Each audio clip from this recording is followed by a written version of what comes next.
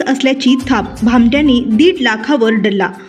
तुमच्या वाहनात गांजा आणि दारू आहे, तपासणी करायची आहे अशी बतावणी करत तोतिया पोलिसांनी पिकअप चालकाची दिशाभूल करून तब्बल 1,45,000 रुपये लंपास केल्याची घटना तळसंगी तालुका मंगळवेढा येथील मरवडे रोडवर शुक्रवारी सकाळी घडली आहे। या प्रकरणी मंगळवेढा पोलीस ठाण्यात अज्ञात दोघांविरुद्ध गुन्हा दाखल करण्यात आला आहे।